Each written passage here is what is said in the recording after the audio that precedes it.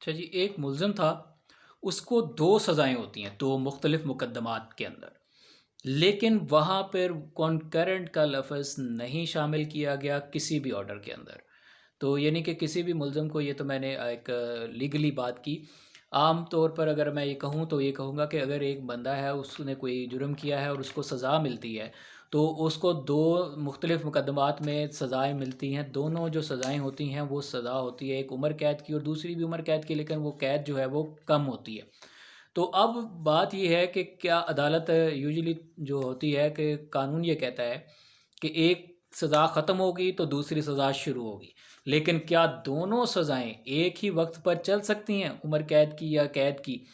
تو اس پر جو ہے عدالت، جو ہمارا قانون ہے وہ 397 CRPC کے تحت یہ ہوتا ہے کہ یہ اختیار کہ کیا دونوں ہی سزائیں ایک ہی وقت پر دینی ہے یا ایک کے بعد ایک کر کے ملزم کو دوسری سزا ملے گی،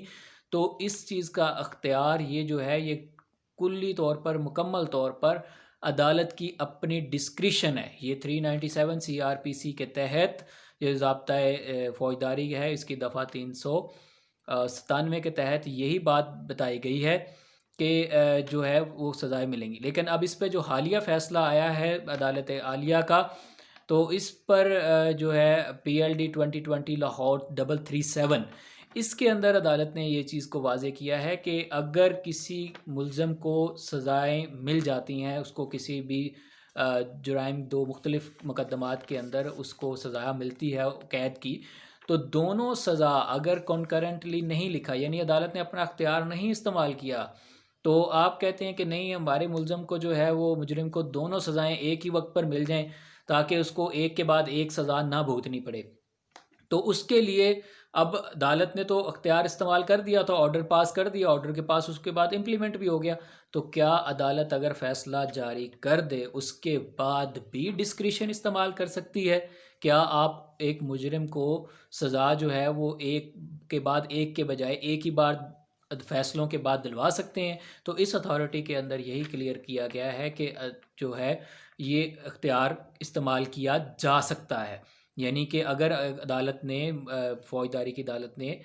اپنا ڈسکریشن ایک اپنے فیصلوں کے اندر نہیں اختیار استعمال کیا، تو پھر وہ بعد میں بھی استعمال کیا جا سکتا ہے، لیکن اس کے لیے آپ کے پاس پروسیجر کیا ہے، آپ کس طرح سے جائیں گے اور کس کے پاس جائیں گے، کیونکہ سول فوجداری کی عدالت تو سیشن عدالت ہے یا مجسٹریٹ کی عدالت ہے، تو یا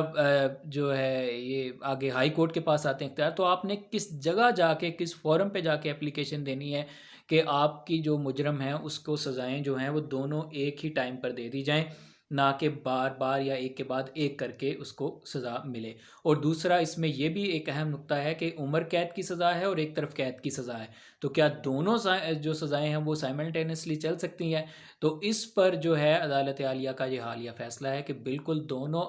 سزائیں جو ہوں گی وہ ایٹ اے ٹائم ہی دی جا سکتی ہیں، کنکرنٹ وہ ہو سکتی ہیں، لیکن یہ آپ نے کہاں درخواست دینی تھی؟ یہ آپ نے ہائی کورٹ کے اندر درخواست دینی ہے، رٹ کرنی ہے، رٹ جورسڈکشن کے تحت آپ اپلیکیشن دیں گے اور اپنے مجرم کو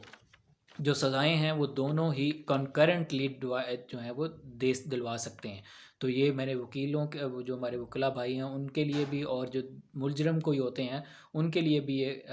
اچھی اتھارٹی ہے کہ آپ نے کس وقت دونوں ہی سزائیں کنکرنٹلی لے سکتے ہیں، اور جو عدالت کا ڈسکریشن ہے اس کو کسی بھی وقت استعمال عدالتیں کر سکتی ہیں۔ اس چیز سے، اس کیس سے آپ کو یہ بھی جو ہے سیکھنے کو ملتا ہے۔ تو ویڈیو اچھی لگے اس کو لائک کیجیے گا، شیئر بھی کیجیے گا، کامنٹ بھی کیجیے گا، اور لاسٹلی بلکہ میں ایک اور بات میں ایڈ کر دوں کہ یہ اکثر ججز کے، سول ججز کے ایگزام میں بھی یہ سوال آتا ہے کہ کیا کنکرنٹ پنشمنٹس جو ہوتی ہیں وہ کب دی جا سکتی ہیں اور کب نہیں دی جا سکتی،